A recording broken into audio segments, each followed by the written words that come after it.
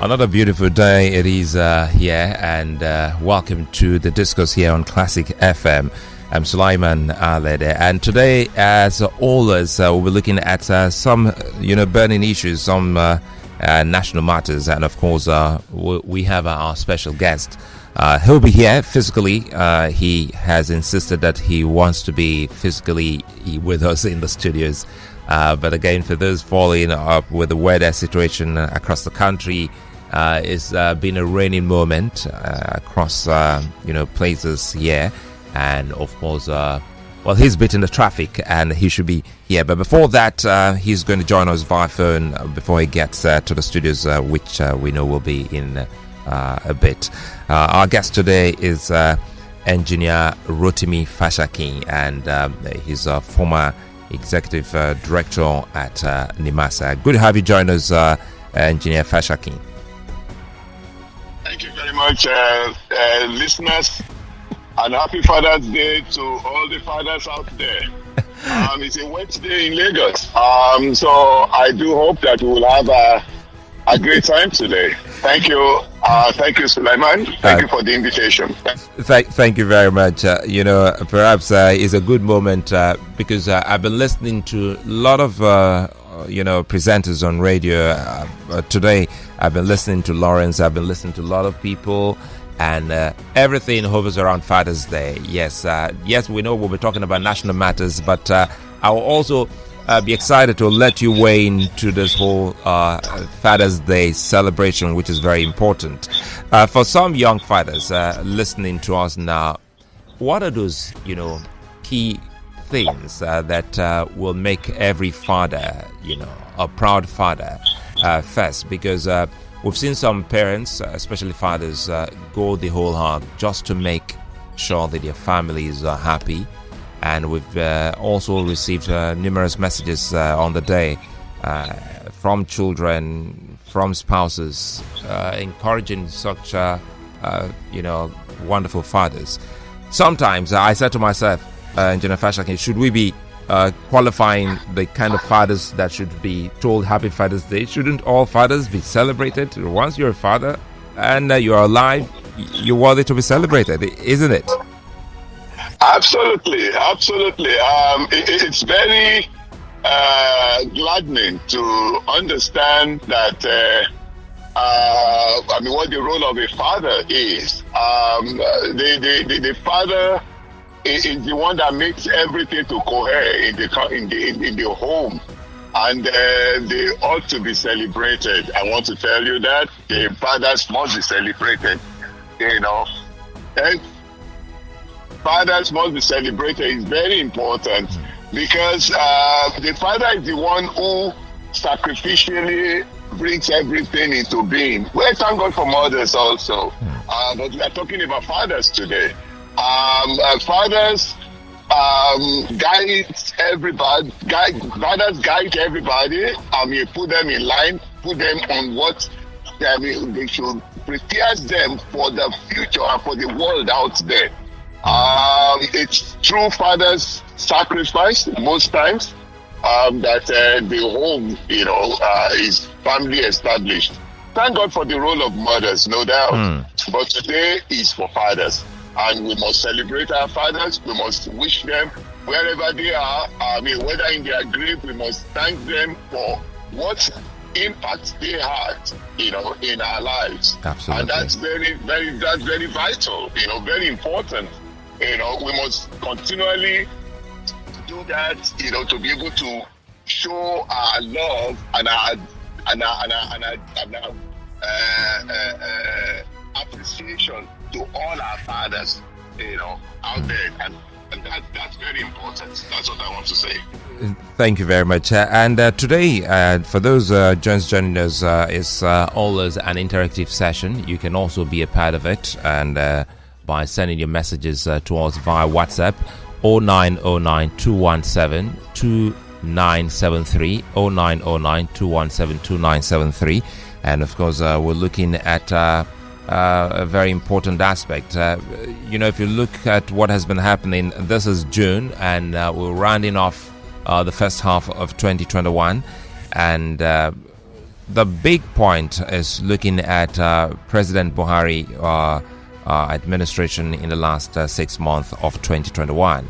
And for a lot of Nigerians, they've been asking what exactly has changed to the extent that the president seemed to now be talking more, and not only talking more, also doing more.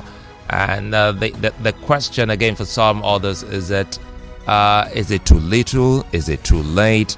And what truly has changed? For many who don't understand why we have Rotimi Fashakin here, he's been someone who's also, apart from being a politician and a professional, an engineer, he's always been in the thick of things, right from the CPC days with President Buhari. And now we decide to say, well, let's start looking from the inside before we call on others who are maybe in the opposition to also give an assessment. So, quickly here, Rotimi Fashakin, the thing is, we saw the president in Lagos to commission the rail, project, and of course, the biggest of them all was that audacious visit to Borno State, where a lot of people thought wouldn't have even happened. That was on a Thursday. So today on the discourse, we're looking at all of this in the midst of some other, questions or question marks on the administration of President Buhari. Let me start by asking, what's changed?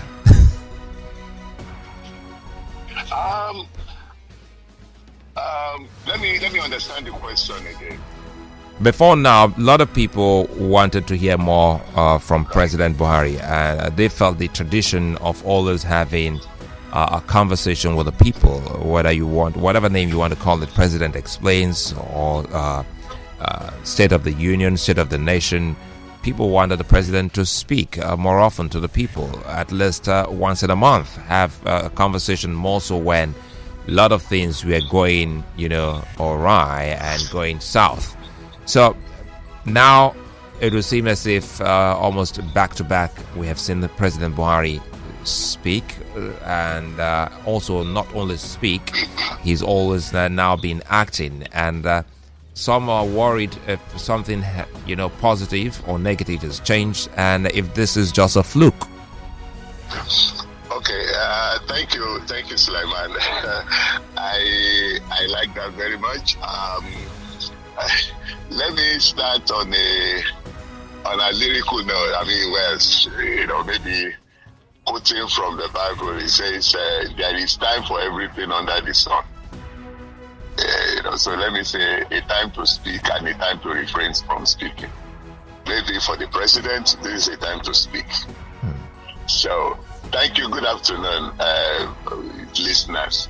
I want to say clearly that yes, for us as citizens, yes, we want to hear more from our president, and that is very important. It was John Locke who said in his treatise in the 18th century that the leaders and the people are in a kind of social contract. I mean, they willingly relinquish their sovereignty to you, and then you too, you promise them, promise to give them security of their lives, of their property. That's so it's a social pact, it's a social contract that the people and the leaders they have. It's true, very important that. So it's very important that leaders must be able to do the bidding and the desires of the people a great deal, a lot, and that's what we must never gloss over. So, before now, a lot of things have taken place where they some form of ill health and a lot of things had. In fact, the president himself at the time confessed and said it openly that, look, he had never been so sick in his life, Now he is very stable and very able to govern properly, and it was a good thing that Nigerians were able to hear him, and I think it dispelled some very insidious rumors. Some talk about dementia, some talk about this thing. So I mean, when you saw a president Buhari talking and relaying the incident of 1885, the Berlin Party conference, in which the countries of Europe decided to partition Africa, and you saw President Buhari talking about that. I mean, so anybody who had a feeling that this president is demented and blah blah blah should be able to start having a rethink that look, that is not a president that has dementia, or something like that. So I think that outing was quite good, and I think there was also a follow-up also with another one in with NTA. So if Sulaiman and some of his friends can come together also, maybe they can pull another outing with the president. That would be great. So I'm sure you watched some of those interviews, and a follow-up has been trending, especially you're also in the media. I remember you were also the spokesperson of the Congress for Progressive Change. Yes, you've been in the public relations and media per se. And did you get a sense of what Reuben Abati, Dr. Abati, wrote after that interview, after that encounter with President Buhari? Yeah, I just had a furtive glance at it. I mean, I didn't really, because he wrote something, an article, I think afterwards, after this thing. I didn't read the article in depth also. Maybe there are some other things so what exactly did he say? I think he's more like what you said. He's now having more like a rethink, saying some of the key things that some people have said about the president doesn't, come across as true. Some have also alluded to the fact that the president may not be the president. This whole talk of Jibrin from Sudan.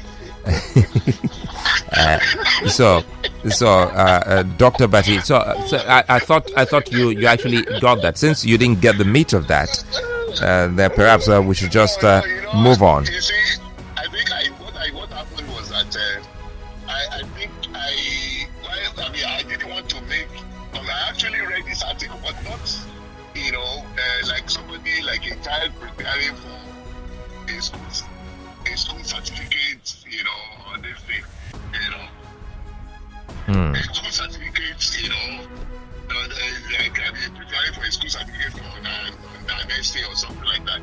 But I sort of, I just said to myself that, too many things that we have missed as a people. When you say to your leader, and we found out that there were many,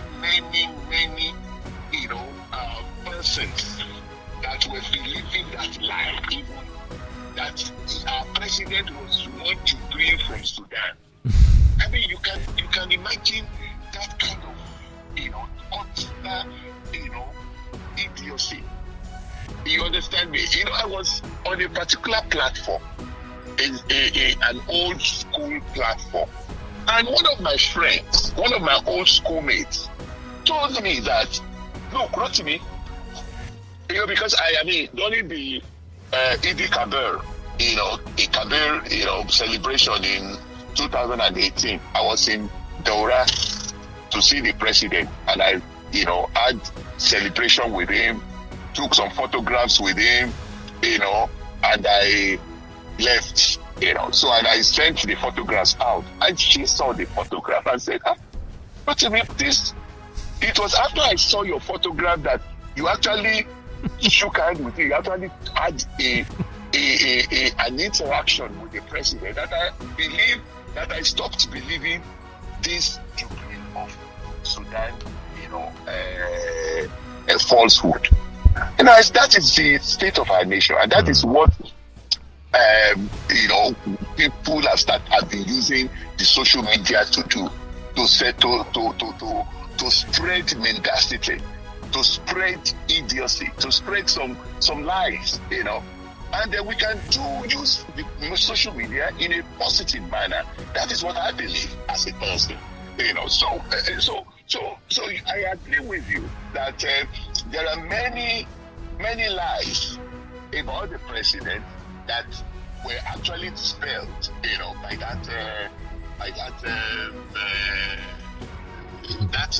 interview, and that is the truth.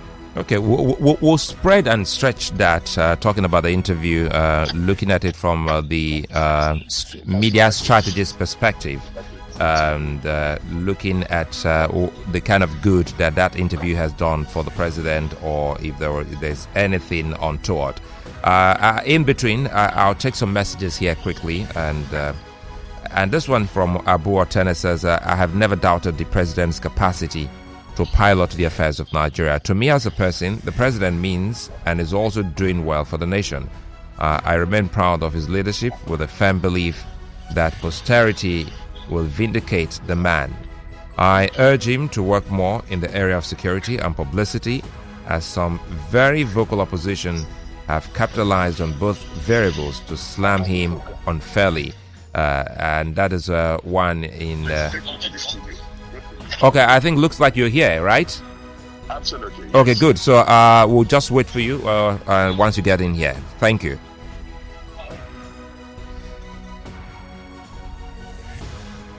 So our guest finally has been able to make it down here, and we've had 21 minutes conversation on phone, and it's been a raining, flooding. That's if you were in that flood, the flood, I was going to say, is crazy. From across the streets on the third mainland bridge, the issue of flooding is something that a lot of people will work on. Look at you! I wish we were on video. Engineer Fashakin is looking all dashing as always. Good to have you. I think this is the microphone for Engineer Fashakin. Thank you very much for making it to the studios, and thanks for your time. Very much. It's my pleasure always. Suleiman, even though I had something already planned up, there's another program that I shelved, and I said no, because it's Suleiman. Suleiman is involved. Thank you very much. So I got to... No, honestly, I'm honored. And also when there are options, but you said no, you will make it here and you come here to keep this appointment. We'd like to say thank you very much for the honor, Engineer Rotimi Fashakin. Well, I was just taking some messages because some other persons have started sending messages listening to you. And the first I took is from Abu Otene. By the way, others listening can also be a part of it. Send us a message. It's via WhatsApp 0909 217 2973. And this other one here is saying, this is from Adedeji Adegboyega. He says, I think, first he said, Happy Father's Day. I think the handlers of President Buhari don't really want him to speak to the country, because they know that whenever he speaks, he reveals some hidden intentions or agenda of the ruling party. Imagine the Grazing Route Gazette, something that happened in 1960. We all thought the idea had gone with the wind, but President Buhari is insisting he will bring it back, which is anti-farmer, anti-people ideas from Adedeji. I'll take two more so that we can just get your comments on some of them. And this here says from Zikora in Isolo, Sulaiman, 80% of those who listened to both outings of General Buhari were not in any way impressed. For me, it just showed that the president had been pretending all along, not knowing what has been going on in Nigeria, thereby giving Nnamdi Kanu and those he has succeeded in deceiving that Jibril al-Sudani was one in Aso Rock. But not that rumor has gradually fizzled out. However, no one has divided this country like the president has. That is Zikora Inisolo. Can we keep them quick, really, really short? And this last one before Rotimi Fashakin weighs in.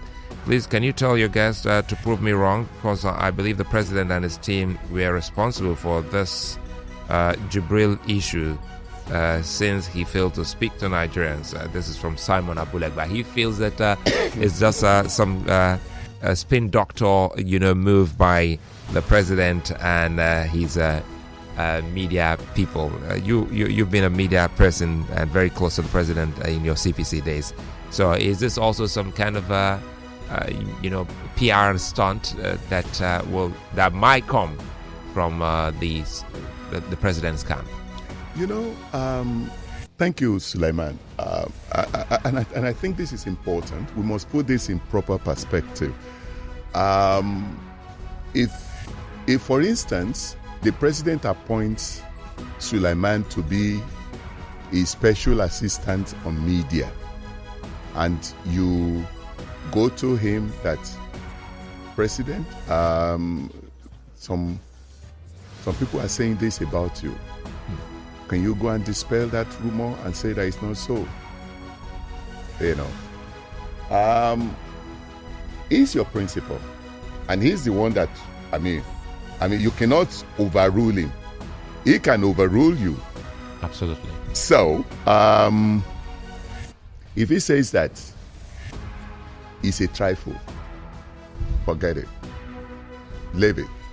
And that's based basically on his own perspective and idea about life, and based basically on his own nature. He's taciturn by nature. Doesn't speak so much. He prefers to wait, look at you, observe you, not really talking too much. So sometimes even when some obvious, odious things are said about him, he prefers to allow them to go. That continue saying, okay, let me give you an example. Many years ago, I was on a forum. An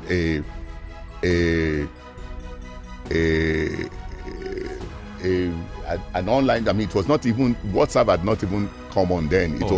It was a Yahoo groups forum. All these Yahoo, yes. Those days of Yahoo groups, Nigeria Observer, all those Nigerian forum at yahoo-groups.com and all those things. So I was one of those forums. It's basically a forum for lawyers.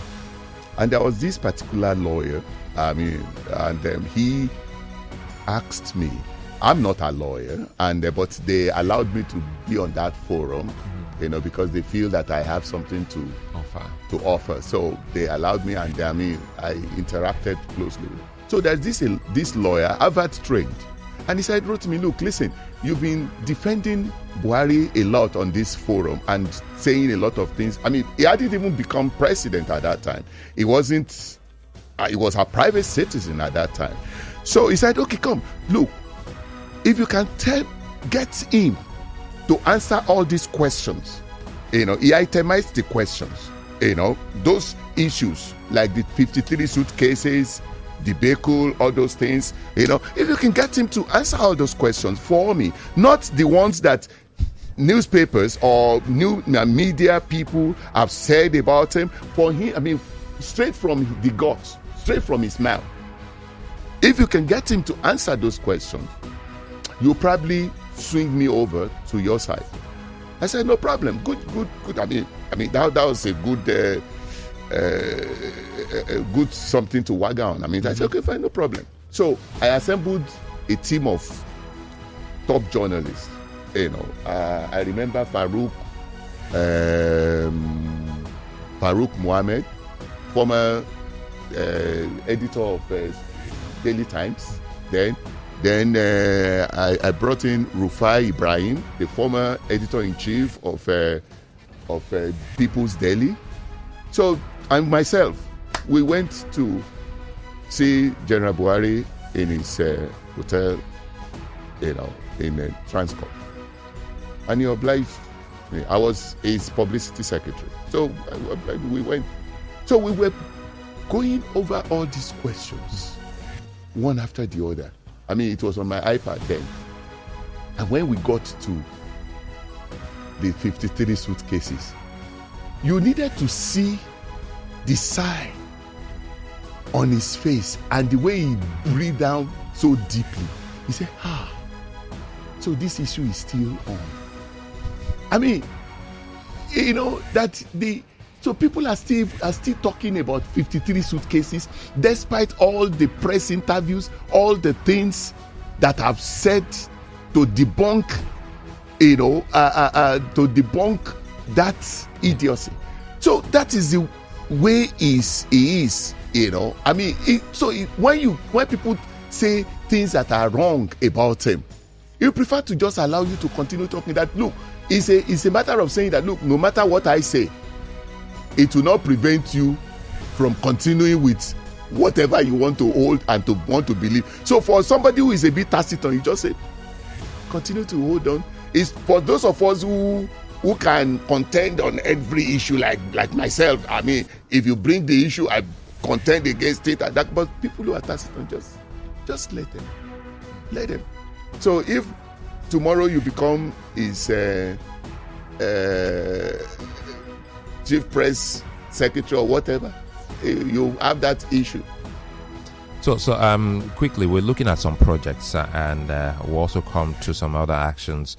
The issue of the Twitter ban is one of the things people also wanted me to ask you, since you're also someone who is tech savvy and also in the media space. But quickly, the administration of President Buhari did one thing, and that's a continuation of almost all the projects to ensuring that Nigeria rail services is back online. And for those who have been able to go to the Yaba axis to see that train station, it's fantastic. It doesn't look like the everyday Nigeria thing.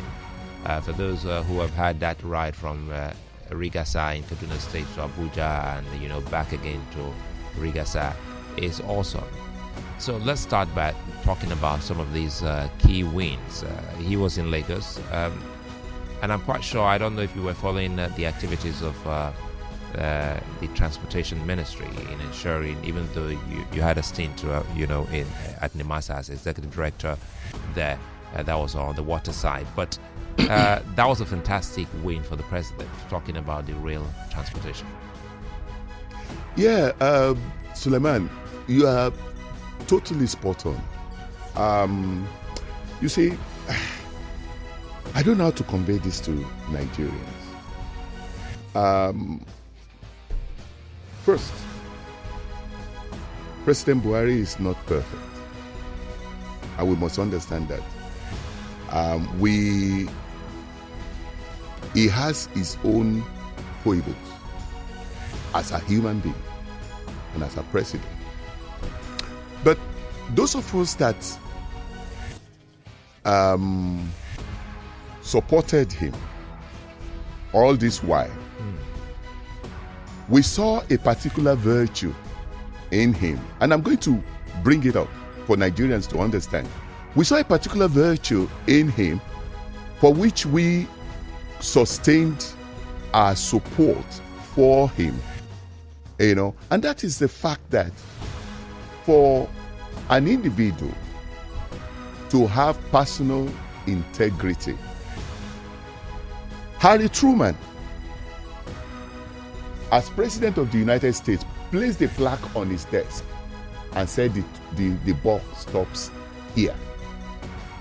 And that is how it is for the president of the Nigerian state. The buck stops on this table. So, it is a terrible thing if the president of the country is involved in a shady deal.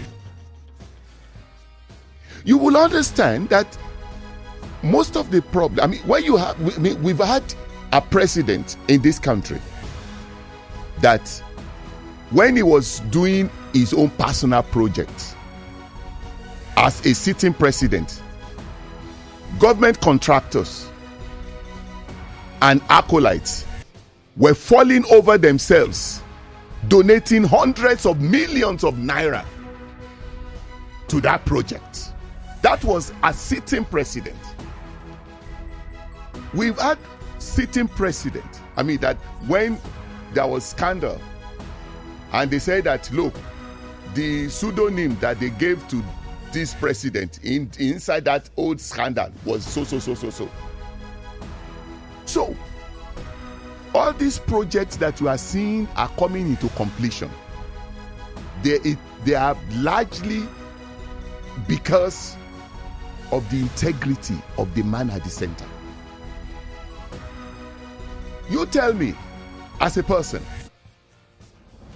since 1999 up to now, which project, any government that you can point at, started and finished? There was a president who had 8 years, and the best he could give us about power was, at the end of the day, that he only, put some power assets, worship them, and it was his predecessor who refused to clear them at the ports. And when he was asked, where is our power? He said he pointed it at a page so in his book.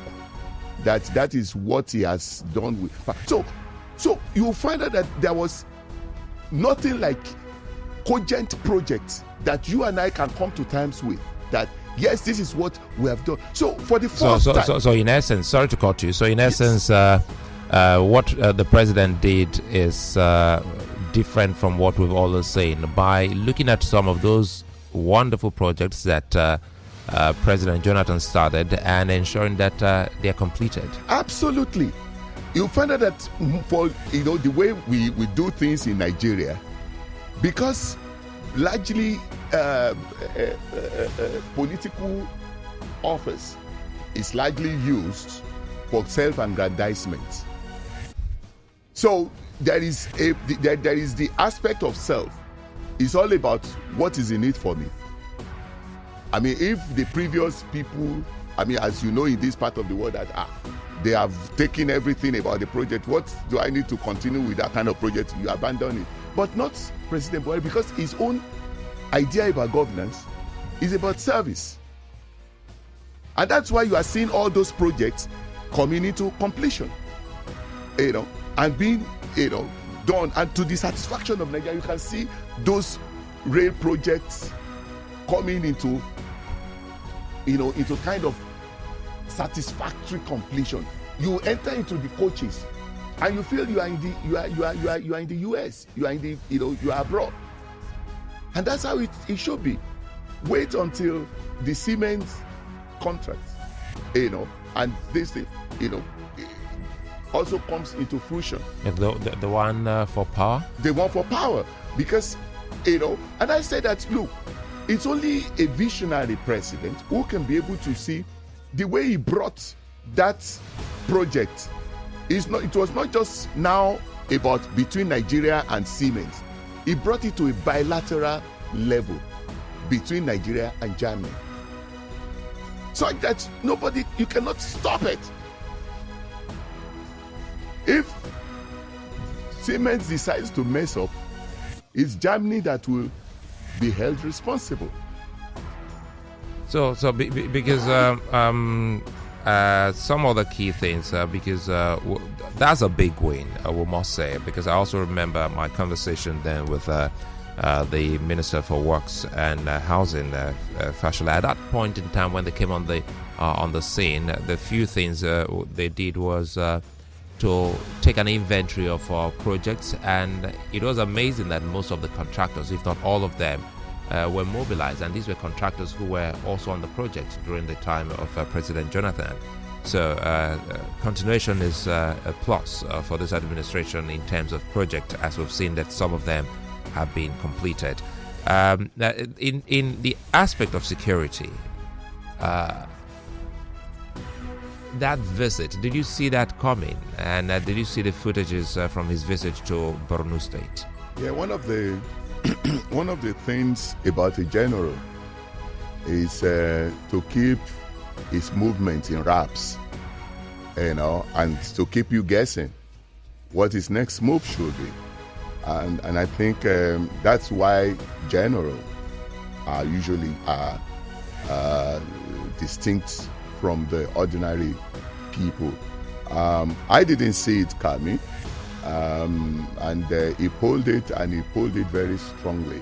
It was a strong one that he pulled, and going to the heartland of insurgency, it was something commendable for the president, to have done that.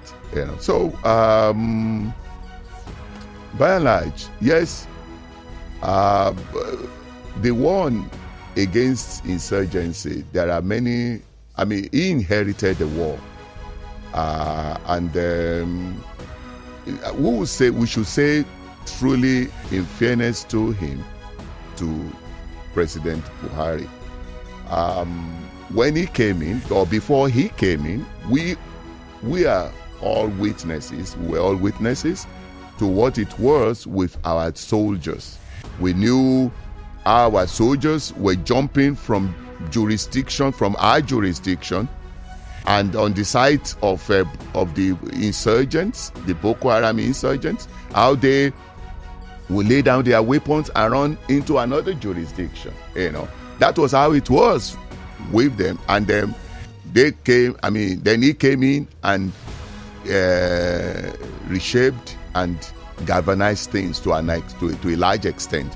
Yes, there have been a lot of issues, and we must understand that. I mean, when you have a military that is too stretched,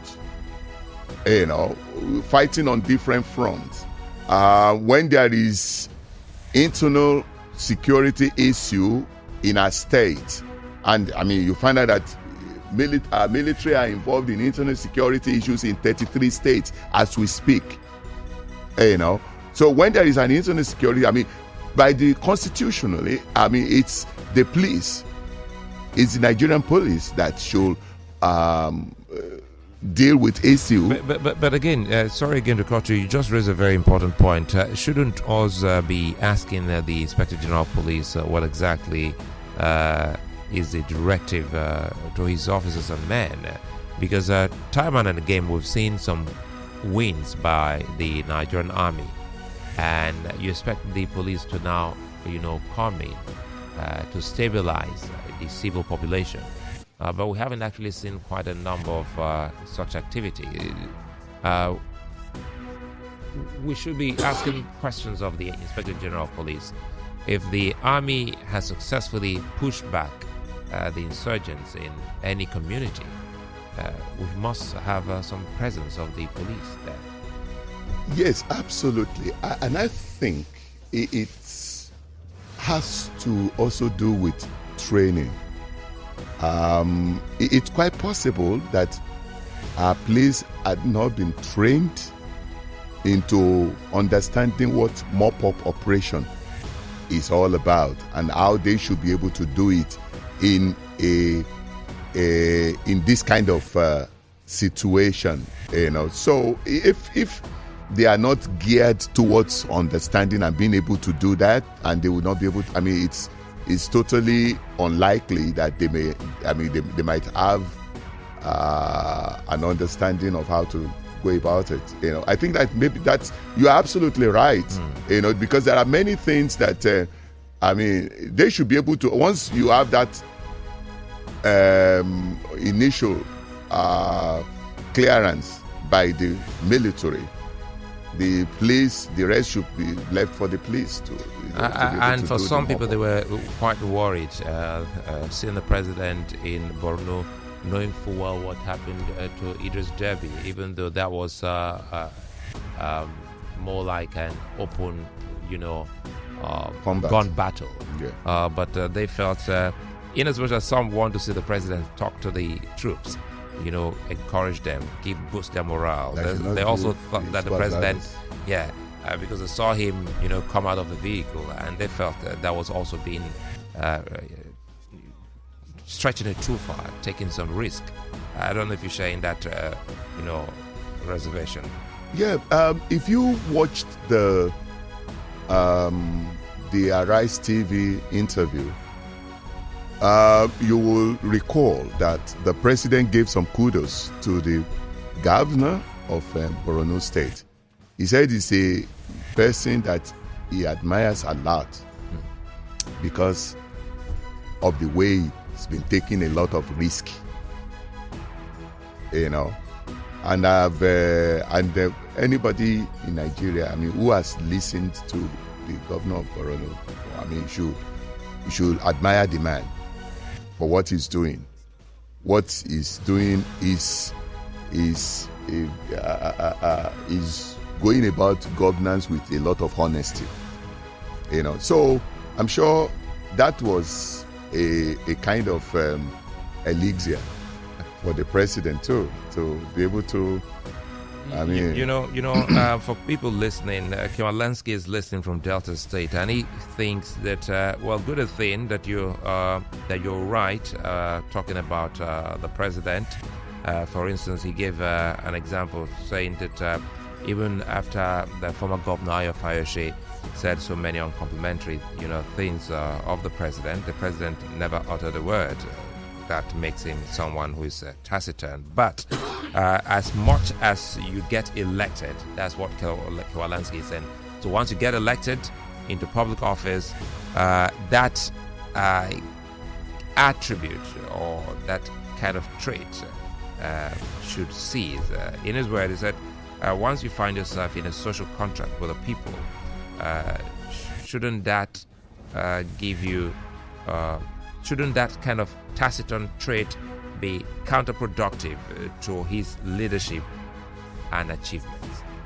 Well, thank you, Sulaiman, and thank you to the listener from Delta State. Yes, to an extent, you are correct. You are right. I agree with you. But we must understand the difficulties sometimes in governance. In those days, I used to hear people say that, look, those that chase lions leave mosquitoes alone. There are so many issues that as a leader that you must learn to overlook and to just sidestep and not allow to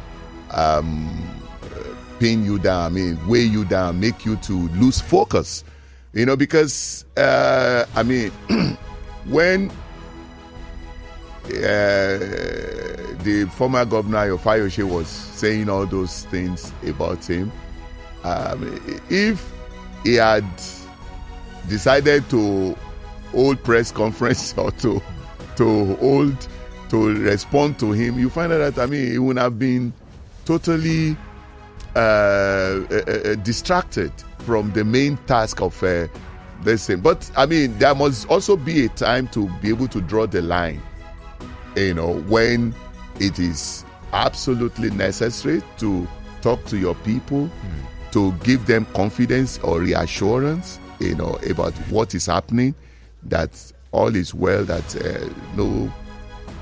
so there must also be a balance. I agree with it. Yeah, because the same thing from Omashaye. Omashaye said, the president speaking is okay, but it looks like too little too late, as looks like the president, he calls this one-offs, that the president has gone back to his, in his word, presidential code of silence or slumber until next year.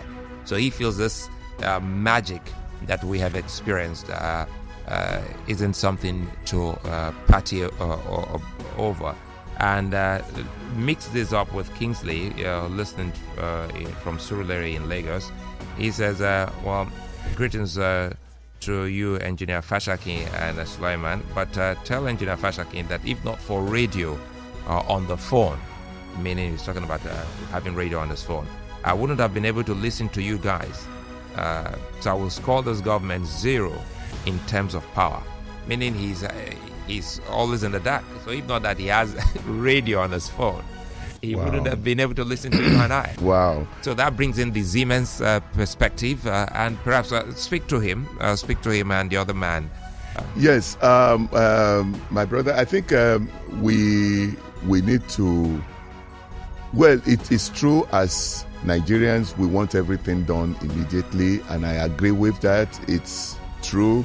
Again, the Englishman says, let's make haste slowly. Let's learn to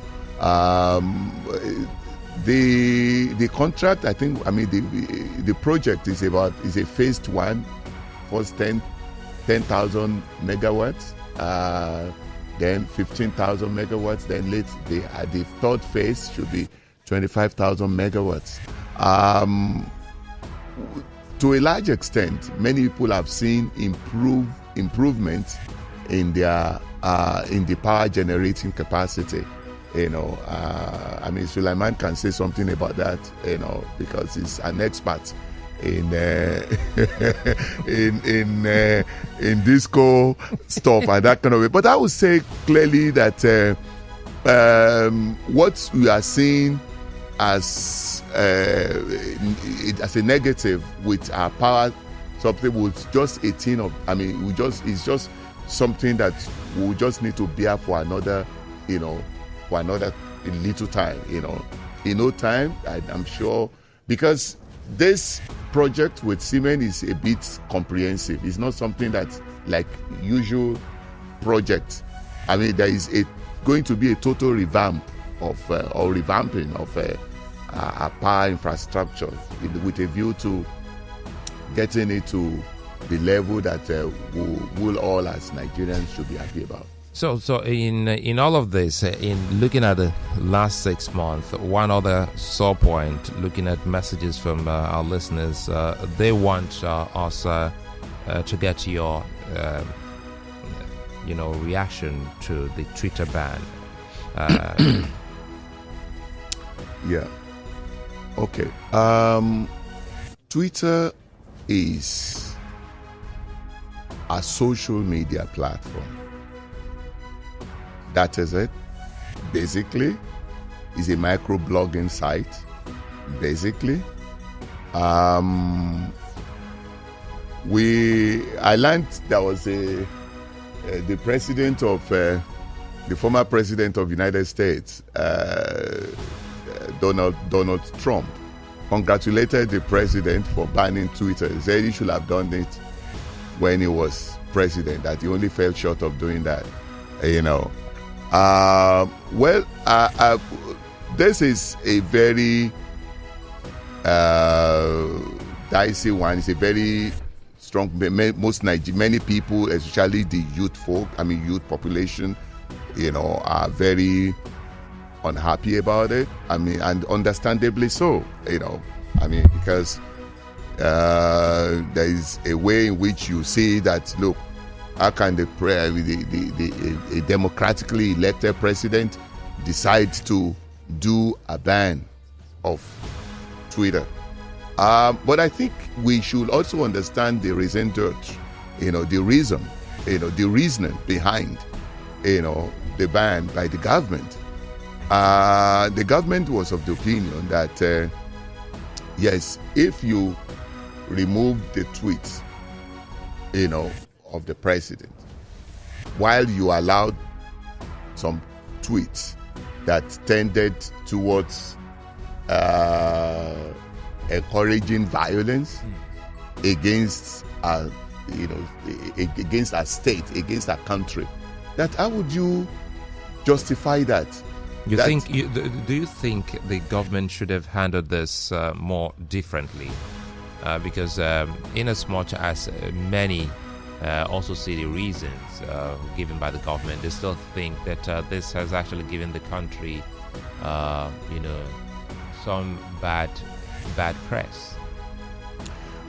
Well, that's a matter of conjecture.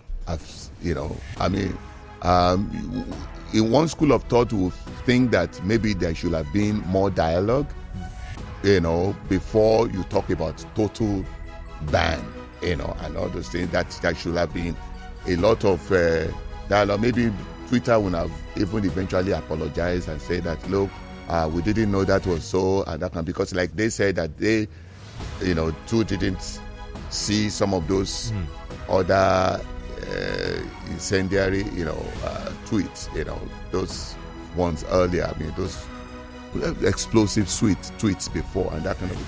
So it's not, we all learn every day. There are many decisions. It's just like those days before the advent of VAR in football, in soccer, that a referee had to take decision within a split of a second.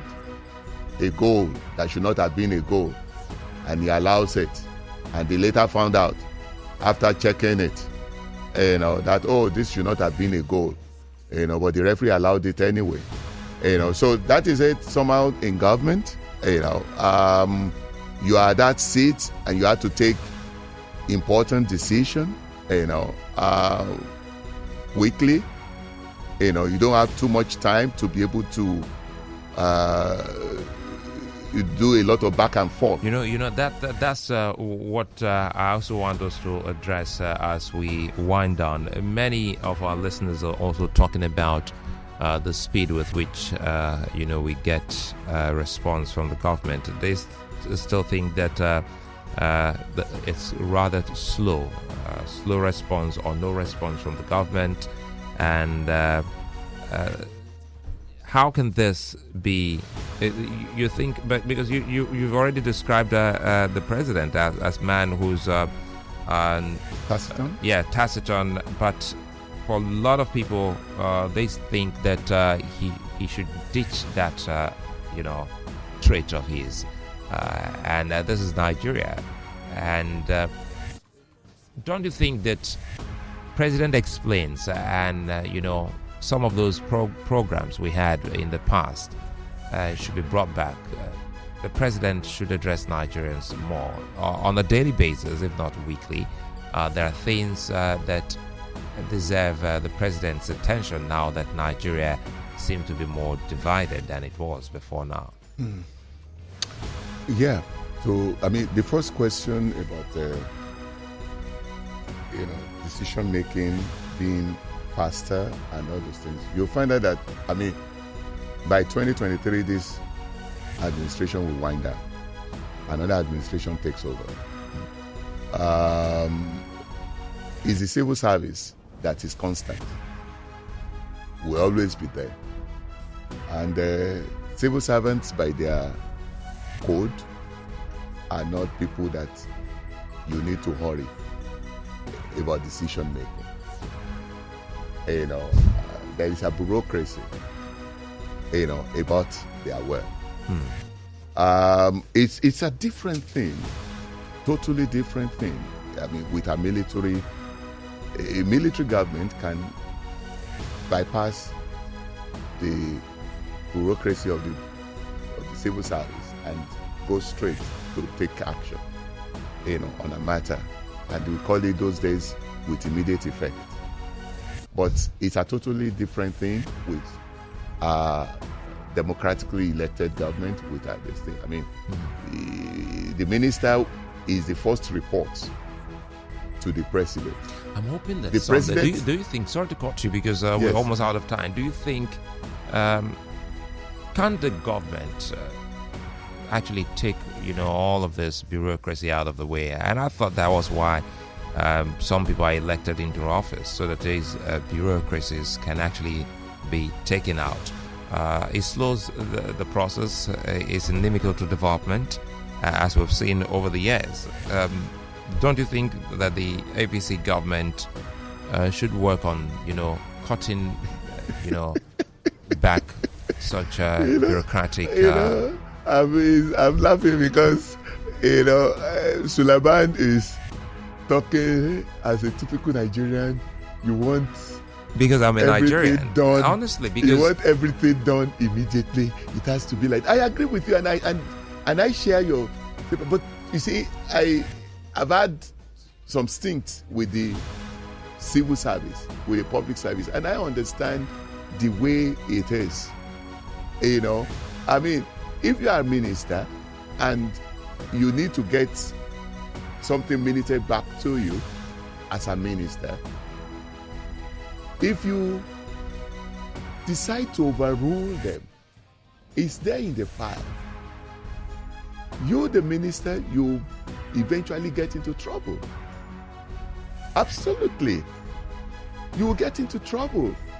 Because when that file is reviewed, some years ago, later, because for a span of 10 years, you can still be brought back to account for a decision that you took earlier. So that's why everybody is a lot careful. You want everything to pass through. You want all up to the lowest person to give his own view about the issue before coming up to you as the minister, before you finally give your...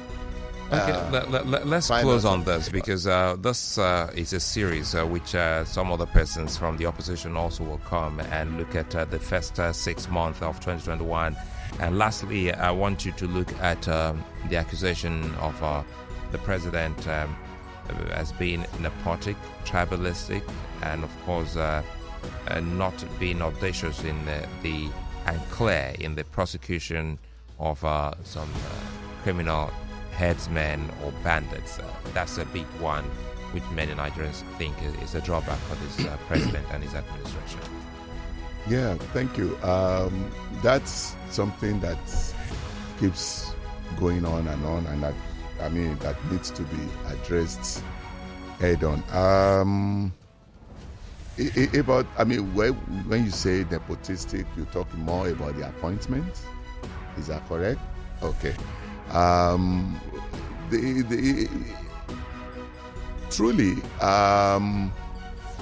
the area that is very clear from the point of the law, that's the Nigerian law. The Nigerian legal system is from the point of law. It's about saying